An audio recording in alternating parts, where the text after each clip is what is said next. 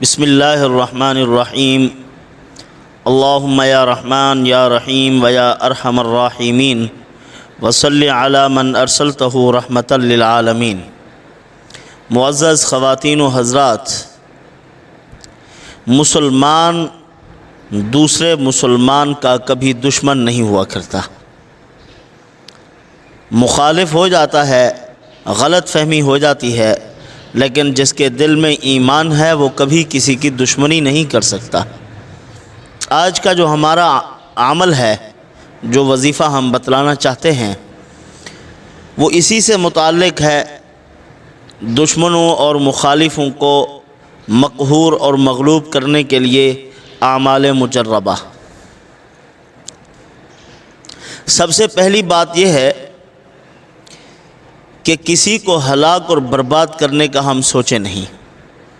جب آپ کا دل مطمئن ہے کہ آپ کے ساتھ زیادتی ہو رہی ہے، کوئی آدمی آپ کو بلا جواز نقصان پہنچانا چاہتا ہے، اس کے پاس کسی قسم کی کوئی دلیل نہیں اپنے آپ کو حق ثابت کرنے کی، آپ کو جھوٹا ثابت کرنے کی کوئی دلیل نہیں ہے، بس ایسے ہی فضول میں آپ کو نقصان پہنچانا چاہتا ہے، درپے ایذار ہے، ہر وقت اسی فکر میں ہے کہ کسی طرح میں فلاں آدمی کا نقصان کر دوں، اس کو مالی نقصان پہنچاؤں، اس کو جانی نقصان پہنچاؤں، اس کی اولاد کو نقصان پہنچاؤں، اس کے خاندان کو نقصان پہنچاؤں۔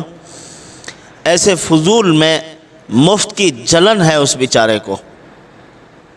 تو یاد رکھیے، اگر آپ حق پر ہیں تو پھر اس کے بعد آپ معمولات بھی کیجئے، اور اگر آپ کوئی عمل نہیں کرتے، نماز پڑھتے ہیں، قرآن کی تلاوت کرتے ہیں، ذکر اذکار کرتے ہیں، مسنون دعائیں اور اپنی حفاظت کے لیے کچھ نہ کچھ پڑھتے رہتے ہیں، تو خود بخود اللہ کا نظام عالم جو ہے وہ اس کے مخالف ہو جائے گا۔ اللہ کی پکڑ سے نہیں بچ سکتا۔ نہ جا اس کے تحمل پر کہ بے ڈھب ہے گرفت اس کی، ڈر اس کی دیر گیری سے کہ سخت ہے انتقام اس کا۔ اللہ پاک پکڑتے تو بہت دیر سے ہیں، لیکن جب پکڑتے ہیں اپنے بندے کو تو پھر اللہ کا انتقام بہت سخت ہے۔ پھر انسان کو جب اللہ پکڑتے ہیں تو لم یفلت ہو، پھر چھوڑتے نہیں ہیں مہربان اور بہت مہربان۔ آپ اندازہ نہیں کر سکتے کہ اللہ کتنی مہربان ہے۔ اپنی مہربانی اور رحمت دکھلانے کے لیے، بتلانے کے لیے اللہ تعالیٰ نے ماں، باپ، عزیز و اقارب، ہمدرد، رحم دل لوگ پیدا کیے کہ ان کو دیکھو، جب یہ اتنے مہربان ہیں، میں 70 ماہ سے زیادہ پیار کرنے والا، میں کس قدر مہربان ہوں گا۔ تو برادران عزیز، اللہ پاک بہت مہربان۔ قرآن مقدس میں اللہ پاک نے فرمایا، وَلَوْ يُؤَاخِذُ اللَّهُ النَّاسَ بِمَا كَسَبُوا مَا تَرَكَ عَلَى ظَهْرِهَا مِن دَابَّةٍ وَلَكِنْ يُؤَخِّرُهُمْ إِلَىٰ أَجَلٍ مُّسَمًّى۔ فرمایا کہ اگر اللہ پاک مواخذہ کرتے، روئے زمین پر ایک بھی جاندار باقی نہ رہ سکتا۔ درگزر سے کام لیتے ہیں، اپنے بندوں کو معاف کرتے ہیں، بے انتہا مہربان۔ آج کل تو ہمارے پاس کوئی وظیفہ آیا دشمن کو مغلوب کرنے کا، مخالف کو مغلوب کرنے کا، تو سب سے پہلے ہم جن کے ساتھ ہمیں حسد ہے، بغض ہے، چاہے ہم حق پر ہیں یا نہیں ہیں، جو مخالفتیں ہماری حدود شرع سے نکلی ہوئی ہیں، ایسے اختلافات جو شریعت کی حدود سے باہر ہیں، ان کو ہوا دینا شروع کر دیتے ہیں، انہی کے خلاف پڑھنا شروع کر دیں گے۔ ایک اللہ والے تھے، انہوں نے کہا کہ اے اللہ، میں آپ کا اسم اعظم حاصل کرنا چاہتا ہوں۔ اللہ تعالیٰ سے دعا مانگی، اور اس کی جستجو بھی کی، میں اس کے پاس جاؤں تو مجھے وہ مل جائے اسم اعظم، اس کے پاس جاؤں، ایک ایک آدمی کے پاس دوڑ لگاتے رہے، لیکن کسی سے اسم اعظم نہ ملا۔ ایک اللہ والے کے پاس پہنچے، انہوں نے کہا کہ آپ کو اسم اعظم نہیں دیا جائے گا، کیونکہ آپ کسی کے خلاف بد دعا کر بیٹھیں گے، کسی کا نقصان کر بیٹھیں گے۔ انہوں نے کہا نہیں، میں کسی کا نقصان نہیں کرتا، آپ دے دیجئے۔ فرمایا آپ جنگل میں جائیں، جو واقعہ پیش آئے تو اس کو دیکھ کر پھر ہمیں بتلانا ہے۔ اب وہ چلے گئے، دیکھا کہ ایک آدمی نے لکڑیاں اکٹھی کی، بوڑھا آدمی ہے۔ لکڑیاں اکٹھی کرنے کے بعد ایک آدمی جا رہا تھا تو اس کو کہا کہ یہ اٹھوا لو۔ وہ آیا، اس نے زبردستی اس سے لکڑیاں چھین لی، اس کو مارا پیٹا، اس پر ظلم کیا اور لکڑیاں بھی اٹھا کر لے گیا۔ اب یہ جو دیکھنے والا ہے اس کو دیکھ رہا ہے کہ دیکھو یہ تو بہت بڑی زیادتی ہے۔ اس بیچارے نے ایک ایک لکڑی چن چن کر اکٹھی کی اور ایک بہت بڑا گٹھ بنایا، اور پھر اس کے بعد ظالم آیا اور اس کا حق بھی اس سے چھین گیا، مارا پیٹا بھی علاوہ۔ اگر میرے پاس اسم اعظم ہوتا تو میں ابھی اس کی ہلاکت کا فیصلہ کرتا۔ اس نے بڑی زیادتی کی ہے۔ تو بہرحال واقعہ دیکھ کر واپس لوٹے، اس اللہ والے کو بتایا۔ انہوں نے پوچھا کہ کیا واقعہ ہوا؟ فرمایا اس طرح کا واقعہ ہوا، بہت بڑا ظالم آدمی تھا، میں ہوتا تو میں اس کو بد دعا کر دیتا، میں اس کی ہلاکت اور بربادی مانگ لیتا۔ تو اس اللہ والے نے فرمایا جس کی پٹائی ہو رہی تھی اسی کے پاس اسم اعظم ہے۔ اس طرح کی برداشت ہوگی تو پھر اللہ پاک یہ چیزیں مرحمت فرمائیں گے۔ اگر ہمارے اندر برداشت نہیں ہے، اخلاق حسنہ نام کی کوئی چیز ہمارے وجود میں نہیں، درگزر اور معاف کرنے کا کوئی جذبہ ہی نہیں ہے، میں اکثر کہتا ہوں خدا کے لیے اپنے ذاتی مفاد کے لیے تو اخلاق اختیار کر لو۔ تمہاری شخصیت کو ٹھیس پہنچ رہی ہے، ذلیل و رسوا ہو رہے ہو، تمہاری شخصیت خراب ہو رہی ہے، تمہارا وقار خراب ہو رہا ہے، ماں باپ کے نام کو بدنام کر رہے ہو، لیکن اس کے باوجود اپنی ضد پر ڈٹے ہوئے ہو کہ تھوڑا سا کسی سے سمجھوتا کرنے کو تیار نہیں ہو۔ انا نہیں چلے گی، اور انا کے لیے ہمارے وظائف آپ اختیار نہ کریں، چھوڑ دیجئے۔ اگر یہ بری خصلتیں اپنے جسم سے ہم نے دور نہیں کرنی تو پھر وظائف کا کیا فائدہ، اس سے نقصان ہوگا۔ تو اپنی اندر کی پاکیزگی اور جواہر نفسی اپنے اندر پیدا کرو۔ اگر یہ جواہر نفسی اپنے اندر پیدا کر لو گے تو خدا کی قسم بادشاہ کا تاج جو ہیروں سے جڑا ہوا ہے اور اس کا تخت جو سونے سے بنا ہوا ہے وہ اتنی قیمتی نہیں جتنی مومن کے اخلاق قیمتی ہیں۔ آج ضرورت ہے اس بات کی کہ ہم اپنی پوری قوت اور طاقت کو جمع کریں اور اسلام، اہل اسلام اور دین کے دشمنوں کے سامنے ہم سیسا پلائی دیوار بن کر کھڑے ہوں، اس بات کی ضرورت ہے اب۔ لیکن افسوس کی بات ہے کہ ہمارے باہمی انتشار، ہمارے جھگڑے، اختلافات، چھوٹے چھوٹے اختلافات اتنے ہیں کہ ہم نے عدالت کے وکلاء کو مالدار بنایا، ہم نے بنایا ہے، اور اس کی بنیاد ہمارا معاشرتی بگاڑ، ظلم کی انتہا ہے۔ ماں نے بیٹے پر کیس کیا ہوا، بیٹے نے ماں پر کیس کیا ہوا ہے عدالت میں۔ دل میں عداوتیں ہیں اور عدالتیں بھری ہوئی ہیں۔ کم از کم اپنے ضمیر کی عدالت میں کھڑے ہو کر انصاف کرنا سیکھو۔ اپنے ضمیر کی عدالت میں کھڑے ہو جاؤ، اپنے گریبان میں جھانک لو، اپنا ضمیر بتلائے گا کہ تو حق پر ہے یا نا حق۔ اور ایسے بھی لوگ ہوتے ہیں دنیا میں جو انسانیت سے عاری ہوتے ہیں، ان کے اندر انسانیت نام کی کوئی چیز نہیں ہوتی۔ اسی کو حضرت سید ابو الحسن ندوی رحمۃ اللہ علیہ، پوری دنیا کے بہت بڑے سیاح گزرے ہیں، سیر و سیاحت کی، مغرب کو اپنی قریب کی آنکھوں سے انہوں نے دیکھا۔ انہوں نے فرمایا ہے کہ جب تک اپنا دل صاف نہ ہو جائے، اور وہ اکثر یہ جو میونسپل کمیٹی میں جو پانی کا نظام ہوتا ہے نا، واٹر ورکس کا نظام ہوتا ہے، پہلے زمانے میں جو بڑی بڑی ٹینکیاں لگاتے تھے تو وہاں سے پانی پورے شہر میں منتقل ہوتا تھا، وہ اس کی مثال دے کر فرمایا کرتے تھے، کہتے تھے کہ اگر پانی خراب آ رہا ہے تو اب اس کے لیے ہر ایک آدمی اپنی ٹوٹی کے نیچے ایک فوم لگائے یا کپڑا باندھے یا صرف ٹینکی کو صاف کر لینا چاہیے۔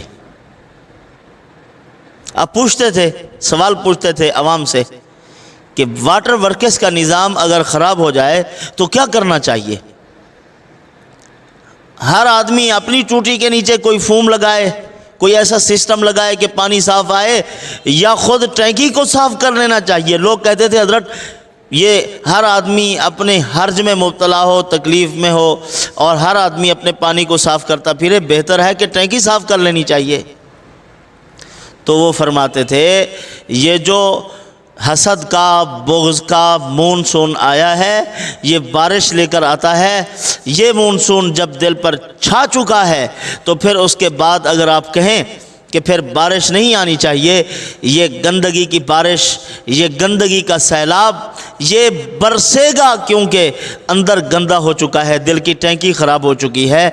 تو بجائے اس کے کہ ہر آدمی روک تھام کرتا پھرے، تو بہتر ہے کہ وہ آدمی اپنے دل کی ٹینکی کو صاف کر لے، اور پھر جسم کے اعضاء سے جو پانی نکلے گا خدا کی رحمت بن کے نکلے گا۔ تو اسی کی فکر کرنی چاہیے۔ اس کائنات میں، عالم امکان میں اللہ تعالیٰ نے اپنے قانون کی جو شقیں ہیں ان کو اللہ پاک نے مضبوط منظم نظام اور قوت نافذہ وہ قادر و مقتدر نے اس کائنات میں فٹ کر دی ہے۔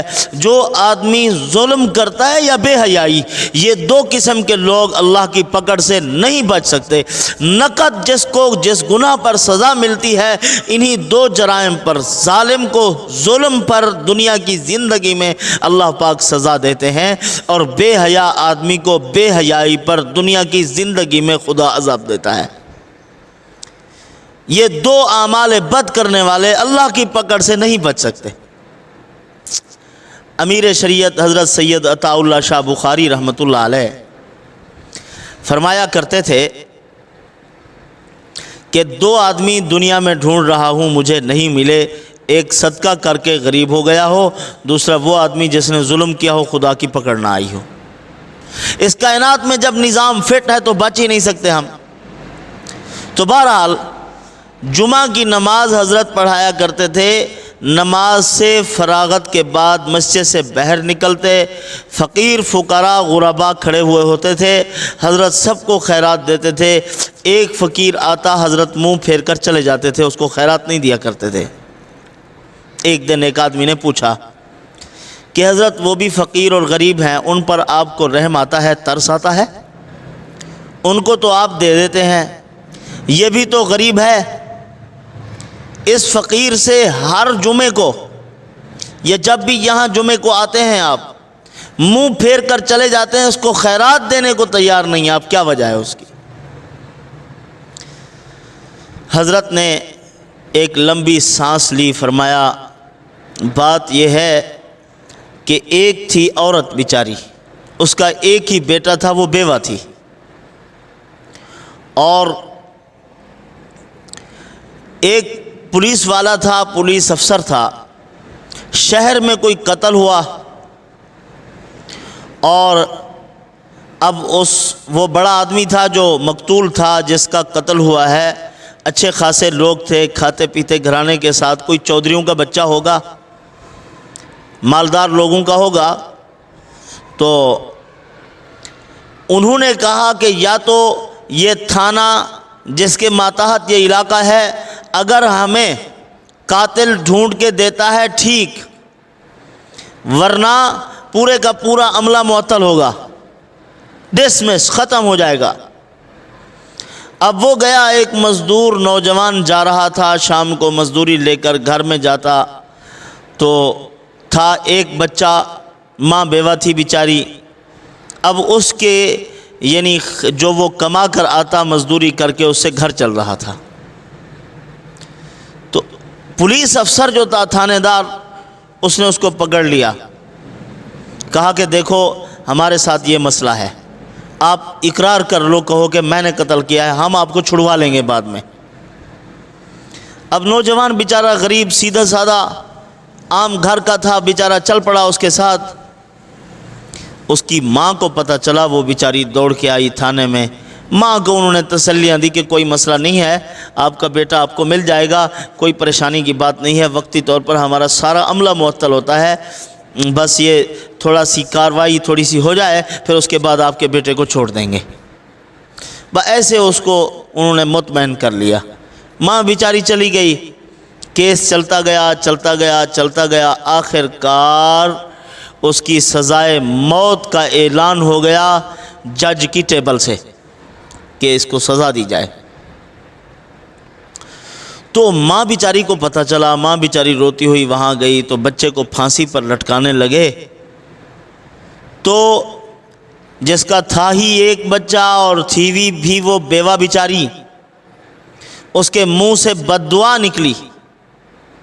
اس نے کہا تھانے دار صاحب، خدا تجھے ایسے برباد کرے جس طرح تو نے مجھے برباد کیا ہے، میرا ایک ہی بیٹا تھا، تو نے میرا ستیاناش پھیر دیا، میرے گھر کو تو نے ویران کر دیا، یہ بچے کو کیا سولی پہ لٹکانا ہے، تو نے تو ہمارے معصوم بچوں کے نوالے چھین لیے، تو نے پورے گھر کو ویران کیا ہے، ایک خاندان کو برباد کیا، خدا تجھے بھی ایسے برباد کرے، خدا کرے تیرا کچھ نہ رہے دنیا میں، تو بے نام و نشان ہو، تو نے مجھے بھیک مانگنے پر اب مجبور کیا ہے، تو تیرا یہی حشر ہوگا۔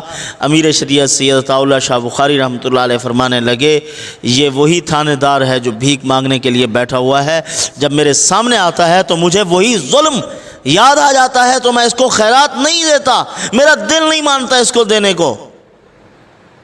یہ اس معصوم بیچاری عورت کی بد دعا ہے، اس کمزور بیچاری عورت کی بد دعا ہے جو چیخ رہی تھی اس کے سامنے، ان کو ذرہ برابر رحم نہیں آیا۔ تو اس سے معلوم ہوا دنیا میں جو ظلم کرتا ہے اس ظلم کا نتیجہ یہاں بھی بھگتنا پڑے گا، اور آخرت میں جو عذاب ہے وہ اس سے بڑھ کر ہے۔ اسی لیے رسول اللہ صلی اللہ علیہ وسلم نے فرمایا کہ کسی پر کسی قسم کا کوئی ظلم نہ کرو، بیوی پر ظلم نہ کرو، بچوں پر ظلم نہ کرو۔ اور آج کل آپ دیکھ رہے ہیں ہم تو اس کو ظلم ہی نہیں سمجھتے۔ ایک استاد ہے، وہ کسی سکول میں پڑھا رہا، وہ بچوں کو پڑھاتا نہیں، ان کا وقت ضائع کرتا ہے، اس کو ظلم نہیں سمجھتا۔ ماں باپ اپنے بچے کی صحیح منہج نبوت پر تربیت نہیں کر رہے، اس کو ظلم نہیں سمجھتے۔ ایک آدمی بالکل صحیح سالم ہے، کہیں سیر سپاٹے کے لیے جا رہا، یا کوئی ہفتہ اس نے چھٹیاں کرنی تھی، وہاں بیڈ ریسٹ لکھ دیا گیا، وہ بددیانتی نہیں سمجھتا، اس کو خیانت نہیں سمجھتا، اس کو ظلم نہیں سمجھتا۔ بیڈ ریسٹ پہ ہیں جناب، ہیں بالکل ٹھیک، کس چیز کا بیڈ ریسٹ؟ اللہ پاک پھر ان کو سلا دیتے ہیں، فرماتے ہیں پھر سو ہی رہو، کوئی نہ کوئی ایسا مسئلہ ہو گیا جسم میں، پھر اللہ پاک پکا پکا سلا دیتے ہیں کہ آپ بیڈ ریسٹ ہے، آپ سوو، تم جھوٹ بولتے تھے میں نے سچ کر دیا ہے، تاکہ تمہارا جھوٹ تو نہ ہو نا، تم سچے ہو جاؤ۔ حدیث پاک میں ہے نا، حضور صلی اللہ علیہ وسلم نے فرمایا بتکلف مریض نہ بنو، مریض بنا دیے جاؤ گے۔ ایک آدمی ایسے بتکلف کہ میری طبیعت کچھ سیٹنگ میں نہیں ہے، میں بڑا مریض ہوں، میری طبیعت سیٹ نہیں ہوتا، سیٹ ہے۔ حضور نے فرمایا جب بتکلف مریض بنتا ہے اللہ مریض بنا دیتے ہیں، اس کو مستقل بیمار رہنے لگ جاتا ہے۔ جب ٹھیک ہو، چھوٹا موٹا بخار وغیرہ ہے تو یہ تو انتخابی نشان ہے ہمارا، دنیا میں رہنا ہے تو یہ چیزیں تو چلتی رہیں گی ہمارے ساتھ۔ تو بہرحال اصل میں جو میں آج آپ کو وظیفہ دینے لگا تھا وہ یہ تھا، دشمن مخالف بہت تنگ کر رہا ہے۔ پہلے تو یہ ہے کہ وہ خدا کی پکڑ سے محفوظ نہیں، کسی لمحے قانون قدرت سے سرتابی کرنے والا انتقام قدرت سے محفوظ نہیں ہے۔ اللہ کا انتقام اس پر پہنچ کر رہے گا، وہ آج آئے وہ کل آئے، کسی نہ کسی صورت میں اس پر کوئی نہ کوئی عذاب گر کر رہے گا۔ آپ کا دل مطمئن ہے، آپ ٹھیک ہیں، تھوڑا صبر کر لیجئے، کوئی مسئلہ نہیں۔ ہاں، پہلی بات تو یہ ہے، اگر اس سے غلطی ہو رہی ہے، بعد میں اپنی غلطی کو تسلیم کرتا ہے، اس کو معاف کر دو۔ آپ صلی اللہ علیہ وسلم نے فرمایا، ما زاد اللہ عبدا بعفو الا عزا، جو کسی بندے کو معاف کرتا ہے اللہ اس کی عزت میں اضافہ فرما دیتے ہیں۔ ظاہری طور پر آپ کو لگ رہا ہے میری تو ناک بہت بڑی تھی وہ تو کٹ گئی، اللہ پاک فرماتے ہیں نہیں کٹی، آپ کی ناک بچ گئی ہے، وہ مر گیا بیچارہ، آپ نے اس کو معاف کر دیا، آپ کی عزت میں اضافہ ہوتا جائے گا۔ اللہ اکبر۔ مثال دیتا ہوں رسول اللہ صلی اللہ علیہ وسلم کی، بخاری شریف جلد 2 میں ہے، آپ صلی اللہ علیہ وسلم کی لاڈلی بیوی زوجہ محترمہ صدیقہ کائنات صدیق اکبر کی لخت جگر حضرت عائشہ صدیقہ رضی اللہ تعالی عنہ پر جب منافقین نے تہمت لگائی، اس کے بعد فیصلے ہوئے، اور پھر جو وقت گزرا حضور پر، اماں عائشہ پر، حضرت صدیق اکبر کے خاندان پر، کوئی قیامت سے کم نہیں تھا۔ ایک پاک دامن عورت پر تہمت لگ جائے اس کے لیے تو موت ہے، نہ سانس اوپر کو جائے نہ نیچے کو آئے۔ اللہ نے فیصلہ کیا، قرآن مقدس میں آیات نازل فرمائی۔ اس بخاری شریف کے حاشیے میں لکھا ہوا ہے واقعہ افک میں کہ ساری زندگی نبی پاک صلی اللہ علیہ وسلم نے کبھی اپنی زبان سے کہا بھی نہیں، اور کبھی اماں عائشہ نے بھی ذکر نہ کیا کہ اس نے تو ہمارے ساتھ یہ کیا تھا، یہ کیا تھا، یہ کیا تھا، پوری زندگی کبھی اس واقعے کا ذکر نہیں ہے۔ اور ہماری زندگی کے خاتمے کا سبب شاید یہی بات بنتی ہے کہ فلاں نے ہمیں تکلیف دی تھی، اسی تکلیف کو یاد کر کر کے مستقل ہم ٹینشن ڈپریشن کے مریض ہو جاتے ہیں، سوچ رہے ہیں، اس کو سوچے جا رہے ہیں، اس نے تو ہمارے ساتھ ظلم کر دیا، ہو گیا تھا، بات ختم ہو گئی، اللہ نے قرآن میں برات نازل فرما دی، کبھی اس کا ذکر بھی زبان پر نہ لائے، کبھی بھی۔ یہ ہے اخلاق نبوت اور تربیت ہے نبوت کی، جو گزر چکا ہے وہ گزر چکا ہے، اب پکے رہو۔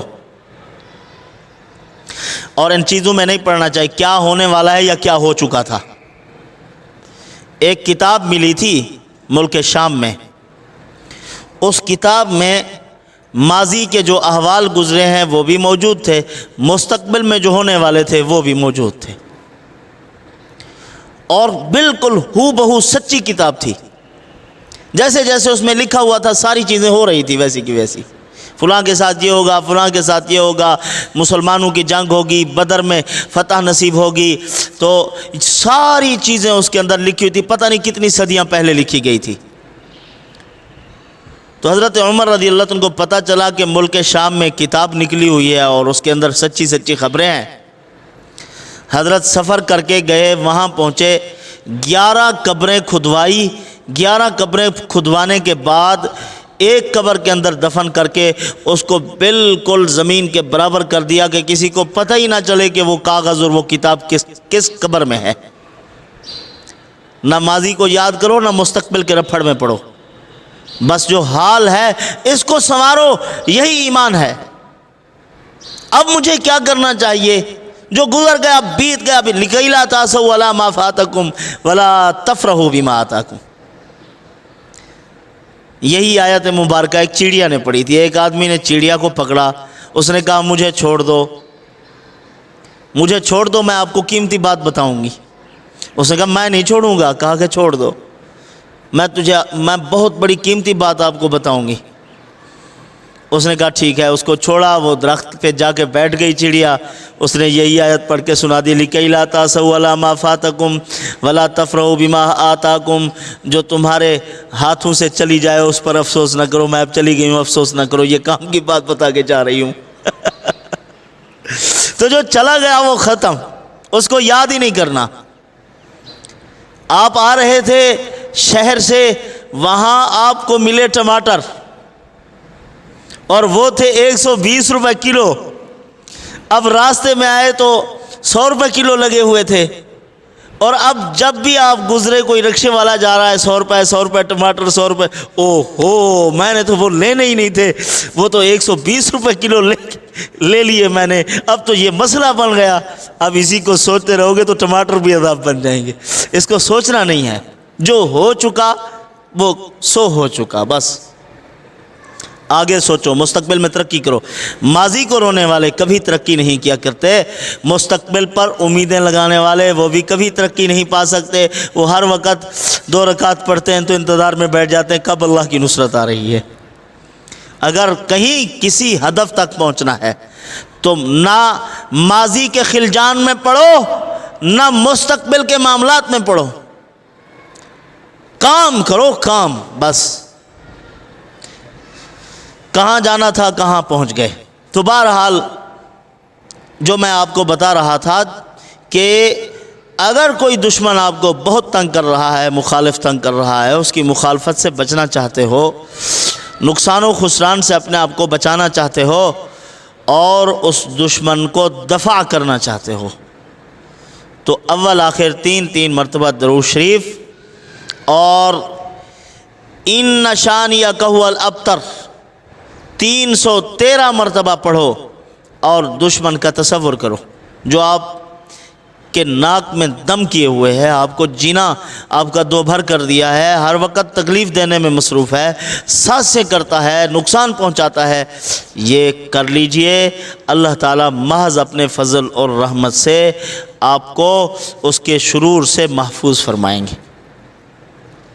یہ عمل ہے۔ پوری انا اعطیناک کل کوثر 313 مرتبہ، 313 کا عدد فتح کا عدد ہے، فتح کا۔ قرآن مقدس میں اللہ پاک نے حضرت طالوت کی فوج کو فرمایا کم من فئۃ قلیلہ، وہ بھی 313 تھے۔ جب حضور 313 تھے، حضور نے فال لی کہ وہ بھی 313 تھے، اللہ نے ان کو فتح نصیب فرمائی تھی۔ آج غزوہ بدر میں حق و باطل کا پہلا معرکہ ہے، اس میں بھی ہم 313 ہیں، اللہ پاک وہی فتح آج ہمیں بھی نصیب فرمائیں گے۔ تو اللہ نے ان کو بھی فتح نصیب فرمائی تھی، تو آپ بھی 313 مرتبہ پڑھیں گے تو اللہ پاک آپ کو بھی دشمنوں پر فتح نصیب فرمائیں گے۔ تو ایک درخواست یہ بھی ہے، جو آج کل ہمارے مسلمان دوستوں پر، مسلمان بھائیوں پر، مسلمان بہنوں پر، مسلمان بچوں پر تکلیفیں اور مصائب ڈال رہے ہیں، مصیبتوں کے پہاڑ توڑ رہے ہیں، ان دشمنوں کے دفعیے کا بھی تصور کرنا ہے۔ اللہ پاک ان کو دور فرمائے، اور اگر مقدر میں ہدایت ہے تو ہدایت، ورنہ اللہ پاک ان کا ستیہ ناز فرمائے، اور ہمارے مسلمان بچوں کو، بچیوں کو اللہ پاک محفوظ فرمائے، اس کا بھی آپ نے اس میں تصور کرنا ہے۔ اللہ پاک ان معروضات پر عمل کی توفیق عطا فرمائے۔ وما علینا الا البلاغ۔